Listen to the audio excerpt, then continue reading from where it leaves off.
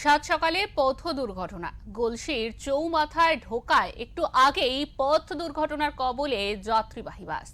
দুর্ঘটনায় আহত হয়েছেন কম বেশি 15 জন যাত্রী। তাদের মধ্যে 4 জনের আঘাত গুরুতর বলে প্রাথমিকভাবে জানা গিয়েছে। বাসটি এদিন 6:15 নাগাদ গলসি গালীগ্রাম থেকে যাত্রী তুলে 19 নম্বর জাতীয় সড়ক ধরে গলসির চৌমাথা ঢুকছিল।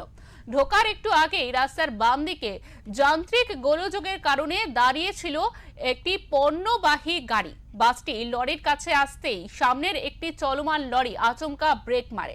এর ফলে নিয়ন্ত্রণ হারিয়ে বাসের চালক বাম দিকে লরির দিকে গিয়ে একটি সজোরে ধাক্কা মারে এবং ঘটনার জেরে বাসের বাম দিকের বেশ কিছু অংশ ভেঙে ঢুকে গিয়ে ক্ষতিগ্রস্ত হয়।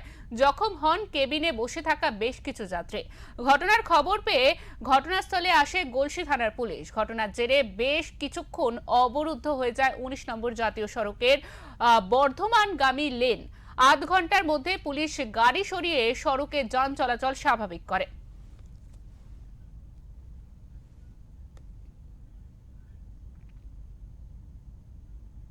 আমাদের সঙ্গে ইতিমধ্যে রয়েছেন টেলিফোন লাইনে আমাদের প্রতিনিধি আমজাদ আলী শেখ। আমজাদ, তোমার কাছে জানতে চাইবো, সাত সকালে বাস দুর্ঘটনা এবং কিভাবে ঘটলো এই দুর্ঘটনা এবং কতজন জখম হয়েছে আমাদের বিস্তারিত জানাও। একেবারে তোমায় জানিয়ে রাখি যে পূর্ব বর্ধমান জেলা অর্থাৎ পশ্চিম বর্ধমান বেনাচিটি দুর্গাপুর থেকে কৃষ্ণনগর উদ্দেশ্যে একটি বাস সেখান থেকে বের হয় এবং ঠিক পূর্ব বর্ধমান ঢুকতেই গলসি এলাকায় চৌমাথার কাছে একটি পণ্যবাহী লরি দাঁড়িয়ে ছিল এবং সেই লরিকে ওভারটেক করে বেরোবার সময় সামনে একটি চলমান লরি সেই যাচ্ছিল। হঠাৎ করে সে ব্রেক কষার পরেই কিন্তু এরকম একটা ঘটনা ঘটে, যেখানে প্রচুর যাত্রী ছিল সেই বাসে। তাতে করে সামনে অংশটা পুরোপুরি ভেঙে যায় এবং অনেকে আহত হয়েছে। প্রায় 15 থেকে 16 জন আহত হয়েছে। তাদেরকে তড়িঘড়ি বর্ধমান মেডিকেল কলেজে নিয়ে আসা হয় এবং তার মধ্যে এই 15 জনের মধ্যে প্রায় 5 থেকে 7 জন গুরুতর আহত রয়েছেন। তাদের চিকিৎসা চলছে এবং যাতে কোনো রকম ভাবে ব্যাহত না হয় কোনো কাজ বা কোনো চিকিৎসা গাফিলতি না হয়, সেই কারণে বর্ধমান মেডিকেল কলেজ থেকে তাদেরকে কলকাতায় পাঠানো হয়েছে, এমনটা কিন্তু জানা যাচ্ছে। যেটা সবচেয়ে বড় বিষয় যে বাস যাত্রী, এই যে পণ্যবাহী বাস যাত্রী যেটা ছিল সেই বাসের যে ড্রাইভার, সেই ড্রাইভার কিন্তু নিয়ন্ত্রণ হারিয়েছে বলে এমনটা কিন্তু অভিযোগ। তার কারণ ও যদি বুঝতে পারতো ড্রাইভার যে সামনে লরিটি রয়েছে বা সে ব্রেক কষতে পারে, তাহলে এরকম একটা দুর্ঘটনা ঘটতো না, এমনটা কিন্তু যাত্রীরা জানাচ্ছেন। সবচেয়ে বড় বিষয় যে লরি চালকও আহত হয়েছেন। তিনি যেহেতু সকাল ভোরের বেলায় গাড়িটি ছেড়েছিল চিত্রাচিতি থেকে, এবার তার মধ্যে তার ঘুম হয়েছে কিনা এবং ঘুমের মধ্যে ছিলেন কিনা সেটা কিন্তু প্রশ্নের মধ্যে রয়েছে।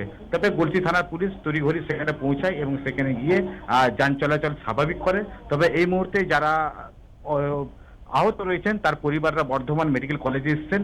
তারাও কিন্তু খুব আতঙ্কিত ছিলেন। তারা চাইছেন যে ইমিডিয়েটলি সেখান থেকে তারা রিলিজ হয় এবং তারা যেন বাড়ি ফিরতে পারে। একদমই আমজাদ, তোমাকে অনেক ধন্যবাদ। দুর্গাপুরে এসেছি ড্রাইভারের বাড়িতে। আচ্ছা, ওখান থেকে বাড়িতে যাচ্ছিলাম।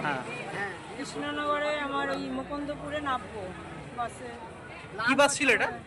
এটা হলো কৃষ্ণনগর। বেনাচিটি কৃষ্ণনগর, দুর্গাপুর গলসি দিয়ে আসে যেটা। আর গলসিতে ঘটনা ঘটে। আপনি কি আত্মীয়র বাড়ি গেছিলেন নাকি ওখানে?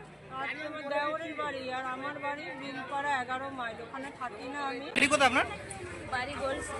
গলসি? গলসিতে মানে নয়, বনসুজাপুরে। বনসুজাপুরে। আপনারা কোথায় কাজ করেন? রেনের সাই। হ্যাঁ, অনেকজনই কাজ করেন। কতজন ছিল মোটামুটি বাসে?